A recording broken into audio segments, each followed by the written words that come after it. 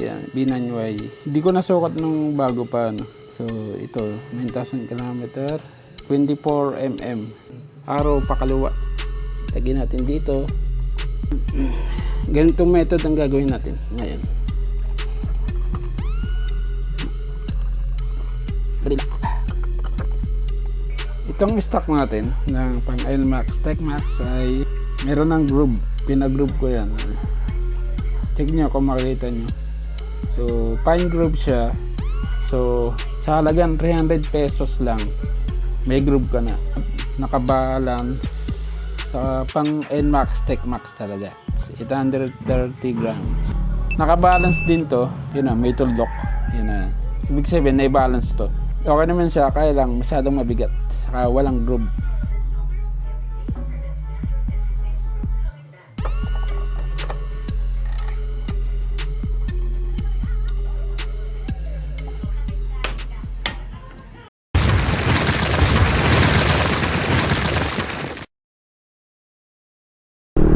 Yo, what's up mga guys? And welcome to another episode.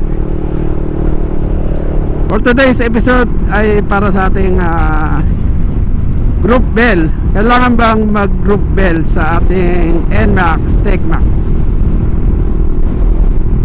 Ang group bell ay ang group bell ay para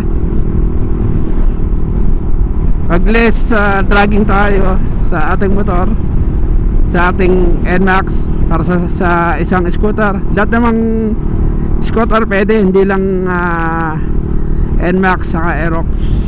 All type ng scooter ng Yamaha, Honda, Suzuki. Meron ba Suzuki?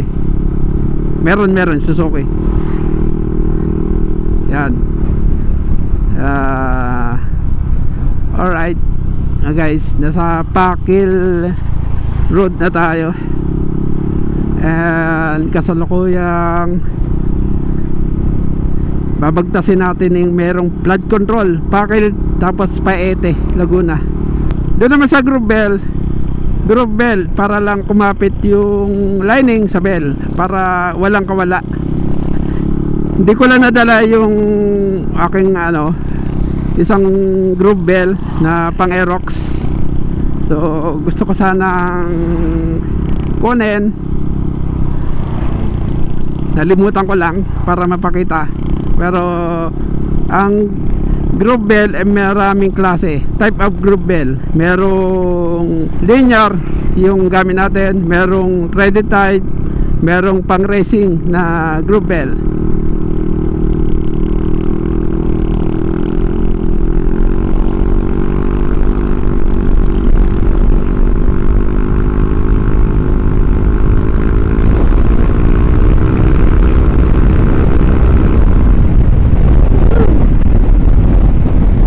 Pa nga yung ating vlog, isa-isa natin. Linear naman ay yung maliliit na linear ng group ng isang bell. Tignan nyo yung flood control. Yan, yung may mga naka parking dyan, tapos may harang. Ayan, layo, flood control. So check natin. Puntahan muna natin kung possible. Natin. Tapos babalik tayo. So possible namang mga sir, yun meron namang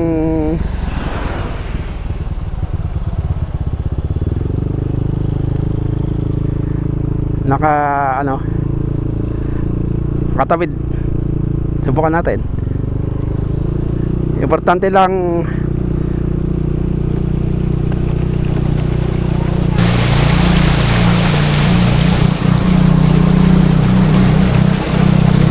dire-diretso lang.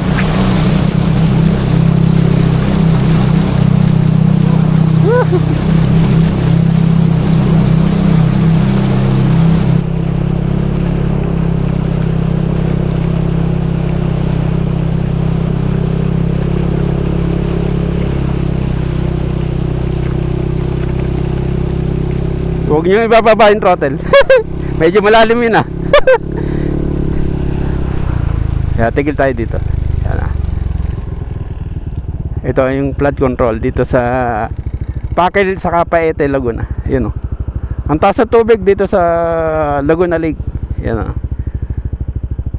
So kailangan may flood control dito kasi tumaas na. Mula nung nagbagyuan, biglang tumaas. Okay naman yung motor natin. Wala naman damage. Mababa lang naman. Hindi pa umaabot sa aking footboard. So balik tayo sa group ng bell. Yung gamit ko linear para maliliit, tapos pantay-pantay yung pagkaka-group niya, yung may kanal. Yan, pantay-pantay siya na maliliit. Siguro 0.005 ang pagitan, mga ganyan. 0010. Hindi ko kabisado yung pagitan niya. Pero maliliit siya. Kagaya sa mga RS8, sa JBT, Nabel, basta linear, yung maliliit na pagitan. Yan.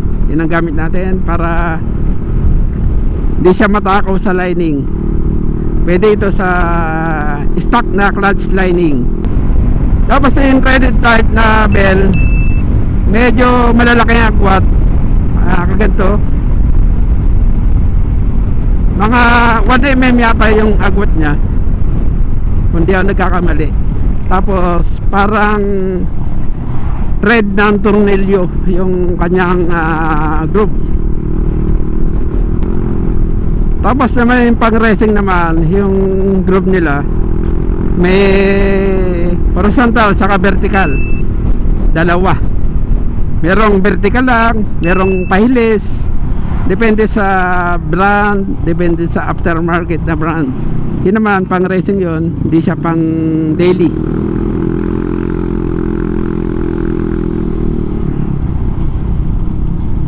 Ganong group.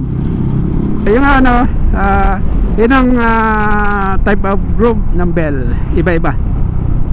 Pero ang payo ko sa inyo, linear na lang kayo, no? Dati kasi wala pang linear na group. Di po, so yung group, ang ginagawa nila threaded type. Sabi naman ng iba, pwede naman ang threaded type. So depende sa gumagawa ng group, kung malakas ba sa group or hindi. Ang importante dyan, para hindi malakas sa group, walang talas yung kanyang pagka-group. Yung pag diniinan mo ng daliri, hindi siya babakat sa inyong daliri. Yan, yung kanyang group or yung threaded, yung pinakang thread. Basta hindi siya matalas, okay yun. So guys, once na nagkaroon na ng kanal yung lining, iba pinapakapit natin. Sa una kasi hindi pa yung kakapit, kasi kailangan magkaroon muna ng pinakang kanal. Papabaunin natin yung groove kung para mas kumapit yung lining natin. Kumbaga lalagyan na ng kanal. Kumbaga parang magiging groove din ng clutch lining. Yan, yung ganun. So kanina sa pag-starting ko, 3 minutes na pahinga, tapos may konting vibration, siguro mga 3 seconds lang ng pagpiga ko. Yun. After ng pagkapiga ko, okay na, wala na siyang vibration. Pag lang, cold start. Yan, alright guys. Yung idea natin sa groove bell, kung paano kumapit. Halimbawa, itong motor, nai-rev ko, naka 2,300 RPM, kasi yun, yung idle natin ay 1,500 plus 800 RPM na springs. So kakapit siya ng 2,300 RPM total ng RPM natin pack. Pero kung nagtaas ka ng RPM ng spring mga 1,000 or 1,200, so almost 3,000 RPM siya kakapit. So yun ang hugong muna sa under. Ito pagkapit mo ma-under ka agad. Siyempre kapag na break in na yung merong groove bell, kakapit na sa clutch lining kasi magkakaroon na ng kanal. So after ng 2,300 RPM, kakapit siyang ito hindaliri ko, pinakang taas ng kanal. Tas ito kanal, diba? Yan, ito kanal. Yan, magyayakapan yan yung clutch lining saka groove bell. Magyayakapan, parang nag-grip, higpit, kumakapit, nagyayakapan, gripping. Yan, kahit anong piglas hindi siya pipiglas guys. Kaya mas makapit yung may groove bell, mas accurate, hindi siya tudulas masyado. Kasi nung wala pang groove yung bell natin, yung clutch bell, dumudulas yan. Kung narinig nyo yung hugong ganun, medyo tumataas. Ito na-lessen yung kanyang hugong, mas tumahimik. Kung marinig nyo yung aking pipe, yun o, sakto lang yung kanyang hugong. O yan, hindi siya masyadong maingay na nakakabingi. Kapag nakakabingi, alam nyo na, parang may slide ng konti. Makapit siya pero may pagka-slide ng konti, ano. Magsishift tayo ng level 1, level 2, then downshift. Shift niya, ang downshift dito ay hindi ka pipigas sa throttle, tapos press the shift button.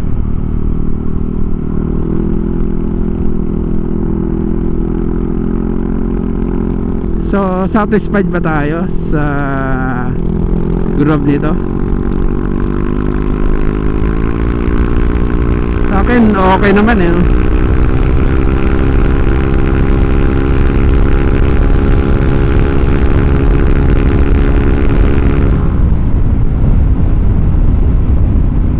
Kami na ba ako nagmamaneho from Morong Rizal to Laguna, then dito sa papuntang Kaliraya.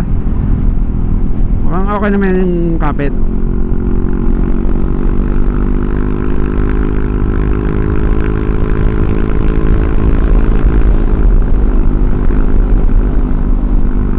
Okay siya.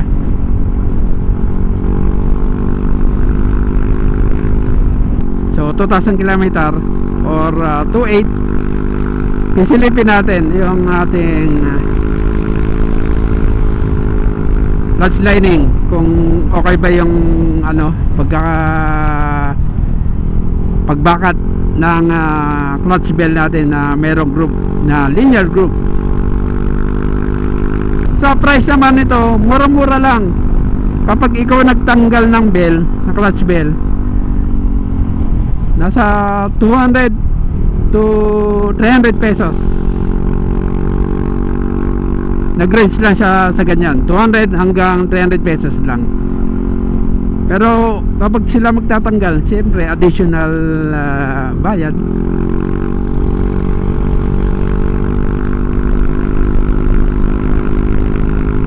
Kakilala ko, kaya naka-discount tayo ng konti. Pero ang kanyang SRP doon sa regroup, 250 pesos.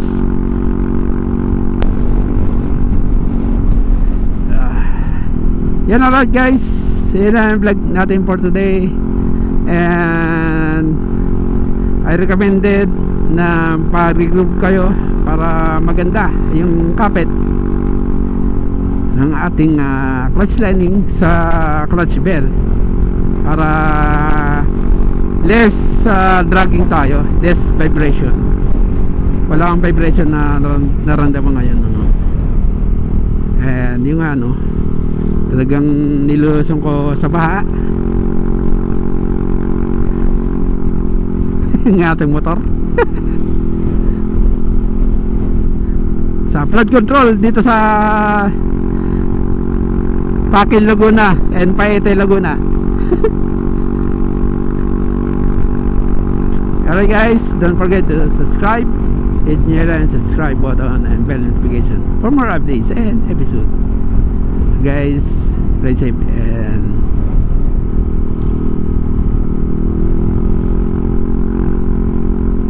sarado kasi. Alright guys, stay safe and ride safe always, and bye bye. Ito'y kapihan pero wala naman tao, baka mamaya pa. Bye bye.